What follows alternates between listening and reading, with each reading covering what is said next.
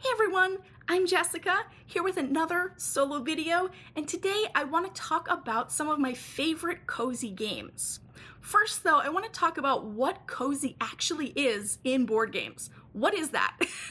Because there's a lot of different ways to kind of interpret that. A lot of times when you see top cozy games lists, you'll find games that have cute themes, really nice artwork and everything, and those are definitely cozy. They match and they fit that definition. But what I'm looking at here is kind of the whole experience, not just looking at something that looks cozy, but something that actually gives you a cozy sort of experience. So what does cozy actually mean?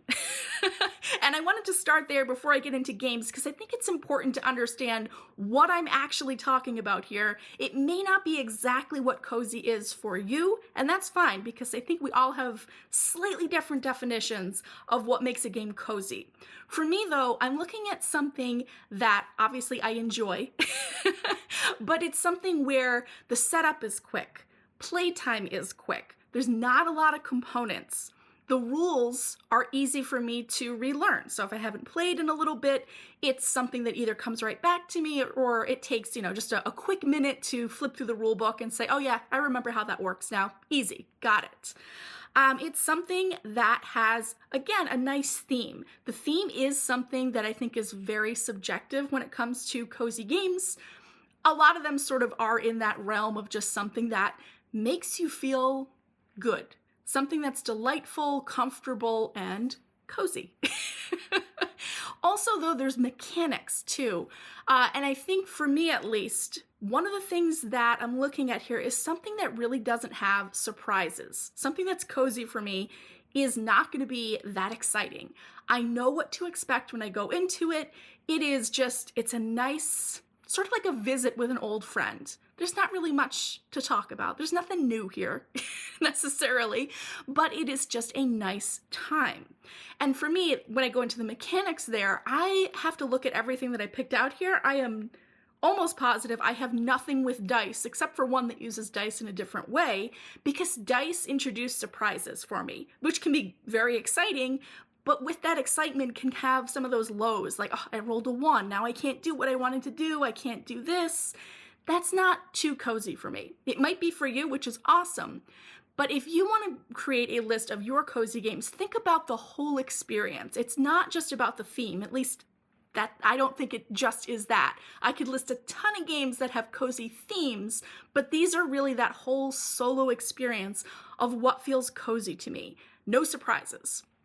But I will note that the way I'm describing this and the way that I'm kind of thinking through this, cozy is actually very similar to a word that we don't want to hear in board games, but it has some in common with it, and that is boring.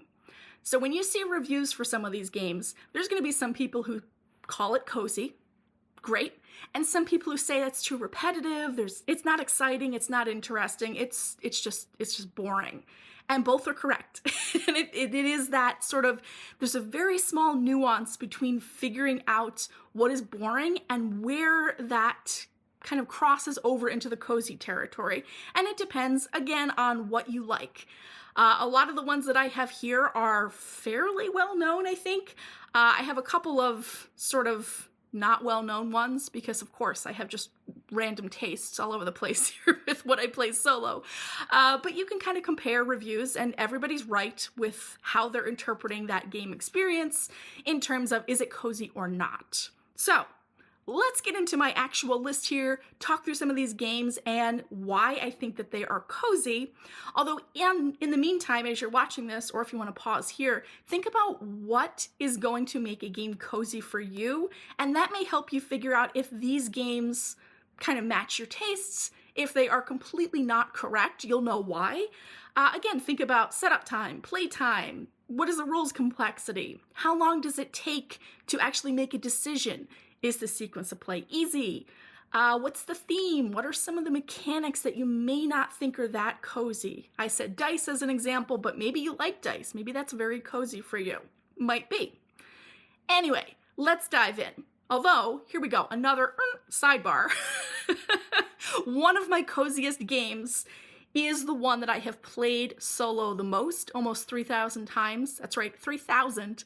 This is my kind of go-to, just really relaxing game it's my happy place. But I do work for the publisher, Pencil First Games, so I'm kind of not including it on the list and putting a disclaimer here to be very clear, I work for the publisher. None of the other games on the list are from this publisher. This is Pencil First Games. It's herbaceous. I love it, but again, disclaimer, I work for the publisher. So I don't want to go into that one too much, but that one I've played almost 3,000 times because it's a nice, calming sort of solo experience. As you're playing through with the cards, you're counting out like 1, 2, 3 each round as you're deciding how to place these cards. It plays very quickly. I usually take about 5 minutes to play, although I've done speed rounds of herbaceous where I can play in under a minute. That is not a cozy time though. But anyway, setting that aside, love that game. But again, I work for the publisher, so kind of not really on the list. But what is on the list? Let's start with Walking in Burano. This one is really surprising in terms of I never really play it as much as I really want to, but you are sort of creating these nice little houses as you go, and the decision space is very nice in terms of you can always do something, but getting those higher scores, there's a little bit of luck involved, there's a little bit of strategy, but picking those out is really just a nice time, and it's really pretty, and there's cats, which are always cozy, or I shouldn't say always, but usually pretty cozy, and it plays quickly. I think it's about 10 to 15 minutes for me to get through that, and you're just building out this little row of houses. It's cute, it's nice, it's pleasant, and again, I think another thing here is that the scores don't matter that much. I'm working on trying to get a good score in Walking in Burano, but if I don't, who cares? I have a nice little tableau that I end up with these cards. So I like that one. That one is definitely cozy.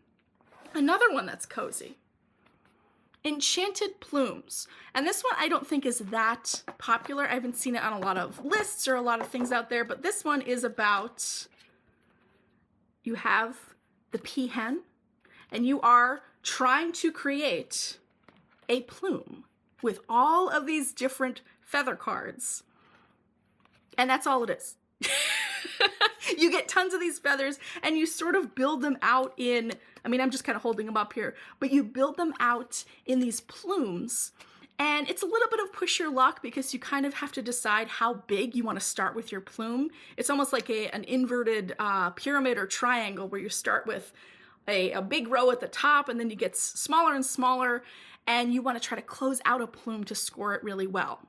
This one plays really quick. It's 5 to 10 minutes probably, and you do have that push your luck. There is a little bit of the luck of the draw of, am I going to get the card I want? Is it in the right color that I want? And when is that peahen going to come out? I think the only thing that makes this slightly less cozy every now and then is that the peahen, when she comes out, that's the end of the game, and she's shuffled into the last handful of cards at the bottom of the deck. So sometimes you're like, I just need one more card. Just please don't be here. And there she is.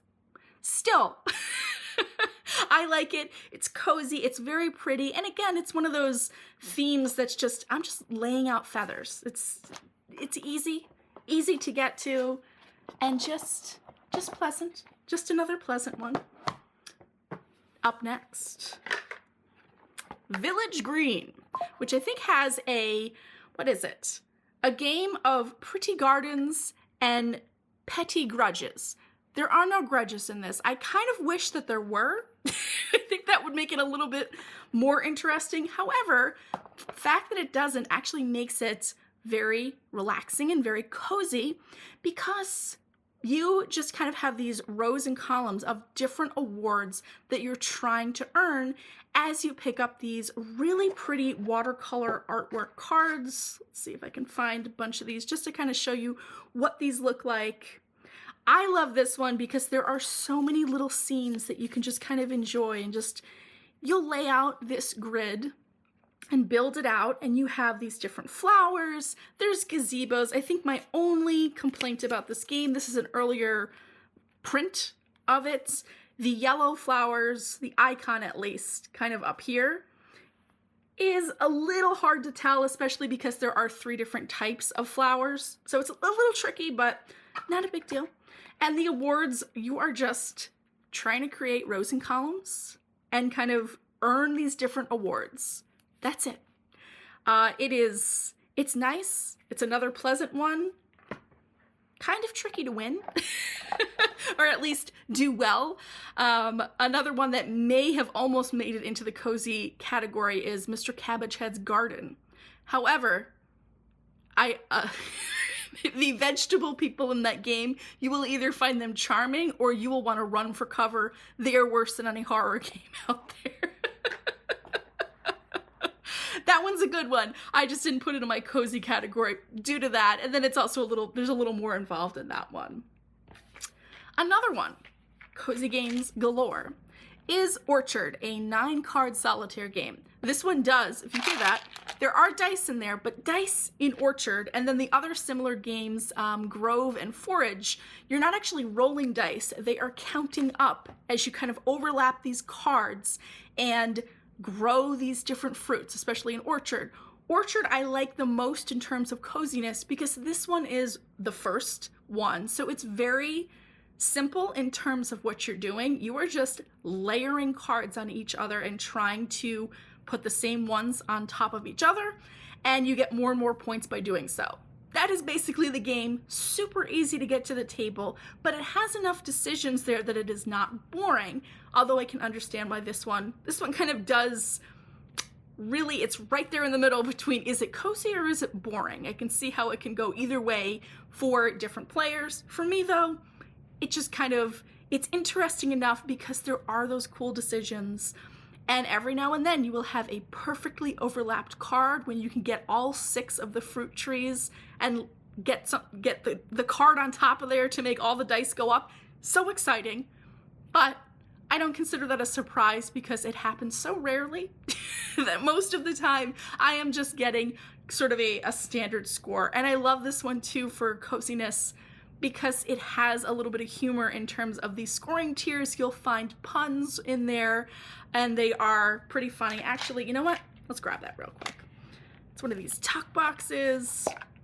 I feel like this is worth showing off real quickly though, because this is, I think, another thing that makes a game, if I can grab it, there we go, a game cozy, is that it kind of has its own little charm to it. So let me go back here, and how fruitful was your harvest? And you can see plum believable or close to perfect are some of the ones on there. And it's just, that's just a nice, I don't know, that's cozy to me. That's a nice, delightful little charming thing to see when you get it to the table. Up next, Hens, which is another one that I don't think is that well known, but I love this one. This is about chickens, is it not clear? And there's different breeds of them, and you actually decide during setup which ones to use. We're gonna see if this box opens. I always love how some boxes are just, you just touch the lid and it comes right off, and other ones you kind of gotta shake it. That's not cozy. I don't know if I would classify this box as cozy, or maybe it is. It's so hard to get into. There we go. Just want to show this one off because I don't think it gets seen too much, but you're gonna have different chickens. That's right, chickens. And there are, again, there's different breeds that you'll see in here that you'll use during setup, and this is just creating a grid of them. You're just creating this nice grid, and if you can't place one, you're gonna have a chicken coop, which is not good. You don't want a ton of those chicken coops, but you can see there's, you know, there's a good variety there, and you're trying to get, there's a little award ribbons, and there's eggs that kind of have to do with final scoring. This is not really a how to play, but Hens is nice because it's one of those ones where you can't really do poorly. A lot of these ones, pretty much all of these I think, are games where I can't lose. I may not get a great score, but I can't lose. that's a nice feeling.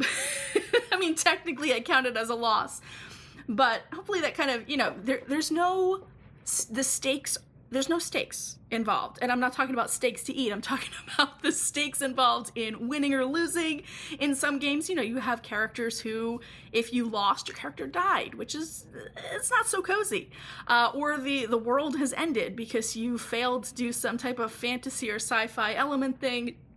That's high stakes. That's a lot. So I like these ones where there's not a lot going on in terms of what happens at the very end. Another one, Habitats, which is really fun because it has sort of this, again, you're creating sort of a zoo. Does this have a nice, it's got a good box back. You're creating a zoo with these different tiles, which may sound familiar because there's a lot of animal related and zoo related games, but I like this one because the central market is set up in such a way that you have a little Jeep that drives around. They're in here. Let's get it. But it drives around, and that determines how you actually get to choose those tiles. They're in here somewhere. Yeah, see? Adorable. Adorable Jeeps. A Jeeple, perhaps? But it's a really nice one in terms of the components. This is just a really nice bag. And the tiles that you're going to be drawing too, you're trying to create these little habitats for each of these animals, if that'll, there we go, the otter. Good one to choose. But what am I trying to say here? You have an interesting market that you get to choose from.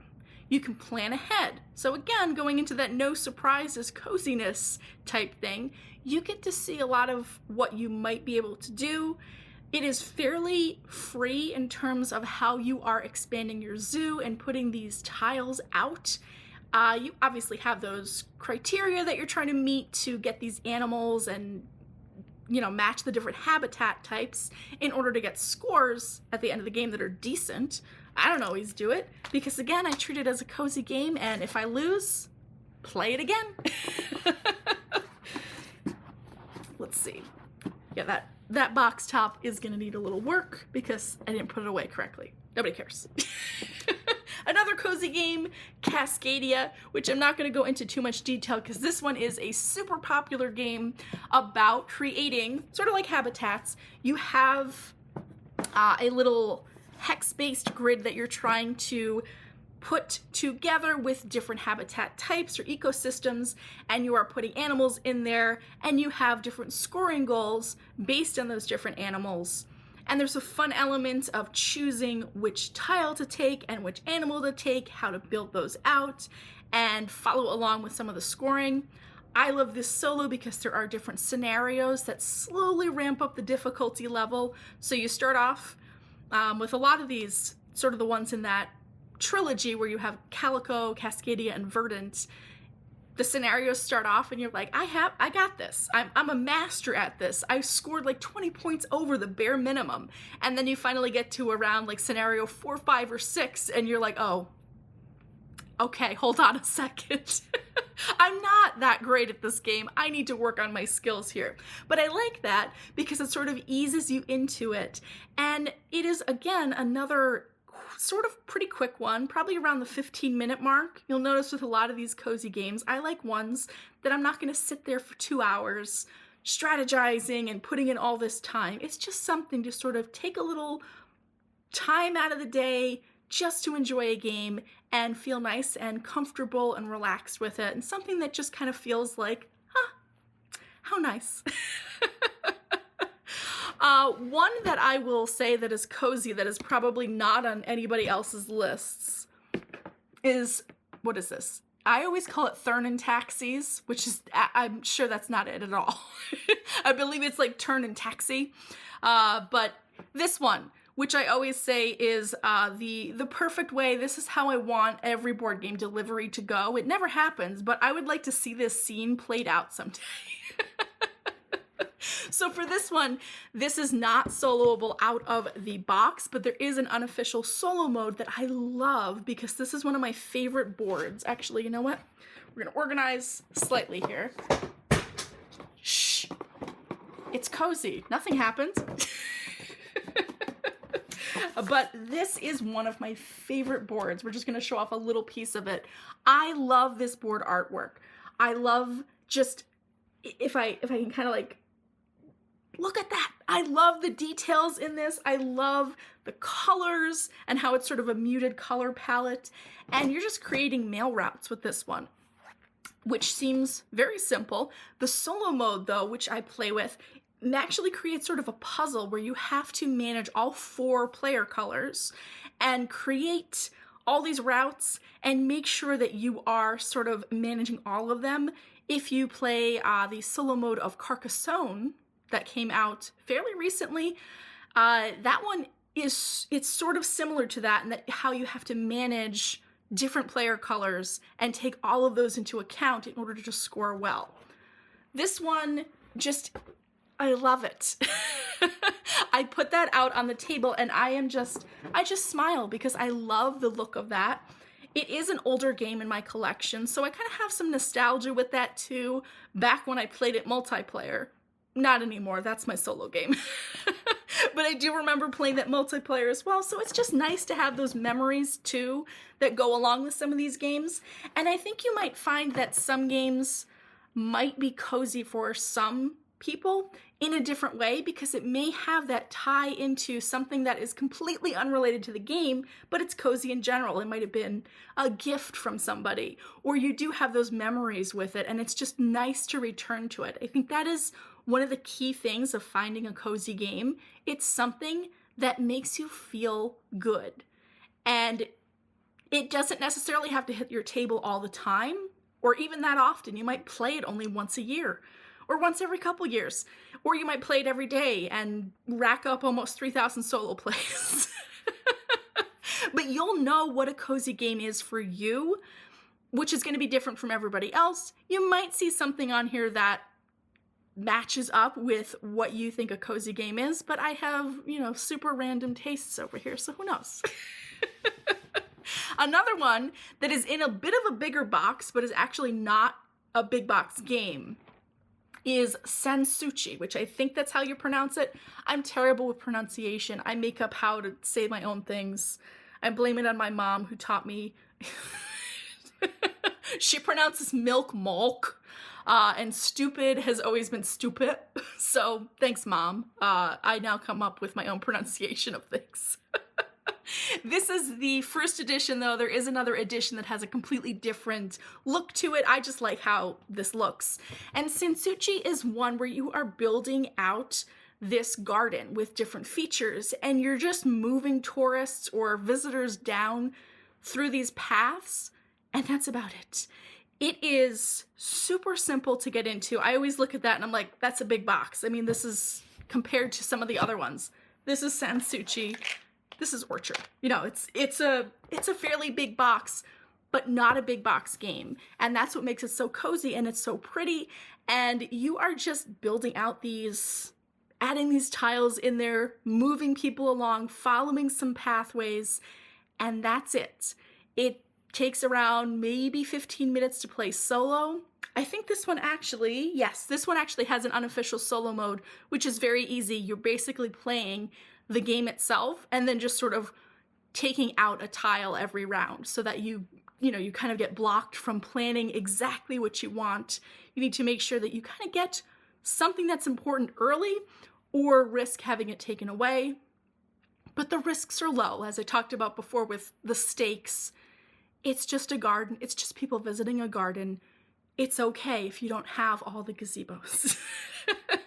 And scoring well with that is really fun, but if I don't score well, not a big deal. I usually have fun with just kind of moving the pieces around and seeing how far I can get in terms of maximizing that garden space. Two more to go. Another one that's fairly new, and this is a heavy box because it's the fancy deluxe edition. Let's go to Japan. I have not played this enough solo, but I've been starting to play it multiplayer some more, and I really like it. This is really just about planning a trip to Japan, and it has a little bit more involved here. I think you can have some cozy games that are super simple, really quick to play, and I think some other cozy games can sometimes be a little bit more involved, but still feel cozy. And that's what this one does. There's more going on, but I like how you're sort of creating this story of what happened on your trip the whole time. What did I do on Monday? You know, Tuesday was all about food. How many trains did I take all over the place? And there's sort of this ongoing narrative that goes on of how your trip went as you're planning it. And it's really enjoyable. It has a little bit more going on though, in terms of you have to think through these and take some risk and kind of count through, am I gonna have enough icons to get this special bonus at this point in my trip or not? But I think that is one where, I'll pick it up again because I could use a workout, I guess. I don't know. It's heavy though, this box. It is another one that's just, it's just nice to play. And again, that's where I'm going with a lot of these cozy games, is that it's something that I would play to just kind of be delighted. That's where a lot of these come from. And Let's Go to Japan. Great. Excellent. I should play that some more solo though, now that I'm thinking about it. I'm like, that hasn't come to my table that often, and it is very nice. But finally, we will get into the last game, and that is, you know what, we're just going to take the top off of this because I know how this is laid out inside. That would be Meadow. I love the base game of Meadow. With Downstream adds a little bit to it that kind of takes it out of that cozy category for me. There's a lot more to think about. But Meadow in general is just about going on a walk in nature.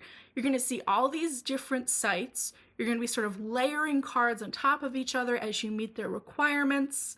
Did I close it? I did close the box, but this has some of the most beautiful watercolor artwork. To dig down here because I have a lot of stuff, but let's grab a couple cards here just to take a look at what these involve. And they're not all just going to be animals. You're going to see different types of things along the way that are plant related, but just look at, I think this illustrates the cozy feeling that a game gives really, really well, because it's not just the artwork here, and I love the artwork. It is beautiful, but it is the whole feeling of, I'm actually going on a nature walk. I'm seeing this. This is what I saw while I was out there. It's cute, yes. Let's get that so we can actually see our little friend there. But where are some of the other ones? This is the South deck, so I don't think it has what I'm... Of course it doesn't. But there are some other cards that have, like, you'll see houses along the way, or you'll see these nice, beautiful vistas of just fields or mountains off in the distance and hills and all these other things. And it's just one of those games that I think does a really nice job of letting you take a moment to immerse yourself in that space and have a nice walk. Just feel like you went and you saw these little scenes in nature, because again, I showed a couple of these, but where's another one? See this, I love this.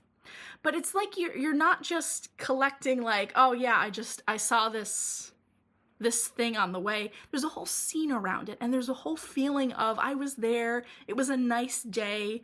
You know, does this, even some of the darker ones, like this has sort of a darker background to it, I still think it's cozy. It fits the cozy definition for me. And I love that one. The only thing with Meadow, even just the base game, does take a bit of time to play. I think this usually clocks in around 40 minutes for me, just the base game, which is a little lengthy for a cozy game, because again, I'm looking for something that is fairly quick to play, usually when I want something cozy. Not always, though. Let me take a quick look around. That should be everything. Guaranteed I will look at my shelf after this and say, that's a cozy game too, come on. I think that we all have our own preferences though, and hopefully you have some ideas here of, hey, maybe that's a cozy game that would work for me, or maybe me talking about all these features that make games cozy is going to help you find some cozy games on your shelf, or something to research. Who knows? But I think the important part here is that cozy and boring can be very similar, yes, but finding what makes those different is going to help you in determining what is going to work for you, because every game that is labeled as cozy is not going to be cozy for you. There's going to be something that probably is not, and that's fine. But I love playing these solo. It just brings me into a nice place where I get to visit my solo table and just kind of relax a little bit, get comfortable, get cozy, literally, and just have fun with solo games. So as always, thanks so much for watching, and I hope you get some fun, cozy solo games to your table soon. Thanks again. Bye.